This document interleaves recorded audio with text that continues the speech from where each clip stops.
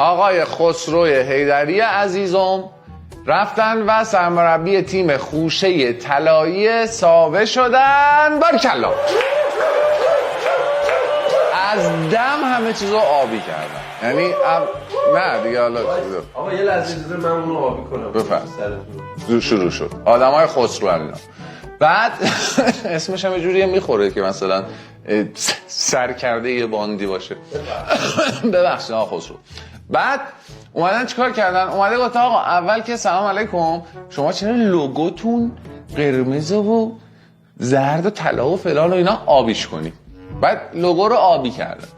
بعد اومده گفت چرا لباستون آبی نیست، آبی فیروزیه یا آبیش کنید؟ بعد گفتن خسرو خان چرا؟ گفته اتفاقا اینا خودشون هم موافق بودن، من اومدم یه پیشنهاد دادم، اینا یه با هم دیگه هم فکری کردیم، خیلی هم عالی شد. ضمن اینکه خوشه طلایی ساوه مال شهر امام رضاست و گنبدهای فیروزه‌ای که البته من بیشتر فکر کنم طلایی مال امام رضاست، گنبد فیروزه‌ای مال اصفهانه. سوالم اینه که چرا گندما رو آبی کردن؟ گندمو چرا زدی تو آبی؟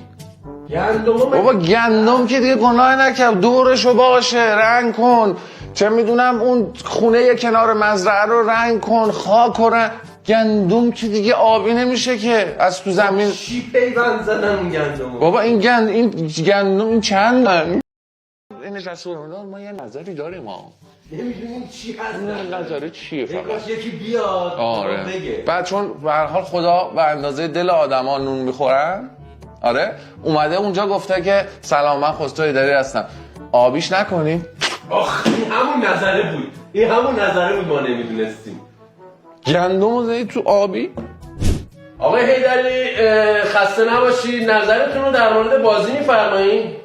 نظر خوبی دارم در مورد بازی. اونو میفرمایید؟ بله خیلی بازی خوبی بود و صحبتی البته دیگه غیر از این ندارم، چون این کله میکروفونا قرمزه، تا وقتی اینا باشن من هیچی نمیگم. حالا این سریو شما ببخشید، ما سریای بعدی جبران میکنیم. حالا نظرتون رو بالاخره اصحاب رسانه اینا نشستن، یه توضیح. خوش اومدی آقای حیدری. بله. آقای خسرو حیدری.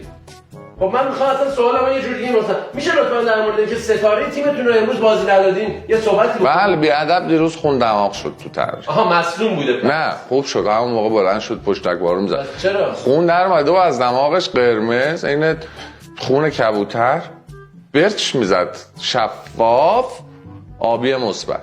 یعنی چی خون قرمز دارد از دماغ بازیکن من؟ ما اتفاقا با هیئت مدیره هم فکری کردیم، نظرشون بود که خون بازیکن باید آبی باشه. مارمولکن آدم نیستن. آقا بفرمایید از خودتون پذیرایی بکنید، بفرمایید انارامون از ساوه رسیده، ببین عالی درجه 1. هرگز من فقط میوه هایی که آبیه از گلوم پایین میره. آقا آبی هستن، ما میوه چی؟ آبی چی؟ خیار برام بیارید لطفا. خیار سبزه.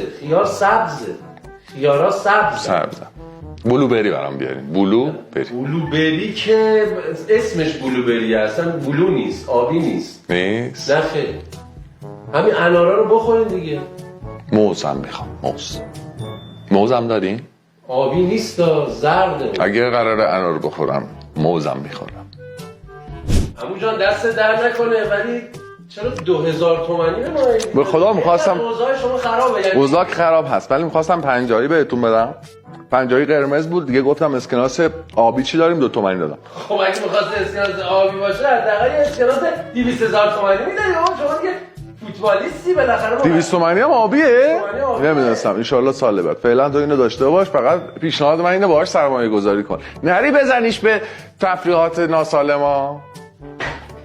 چیکار کردی؟ زدم تو سر توپو رفتم.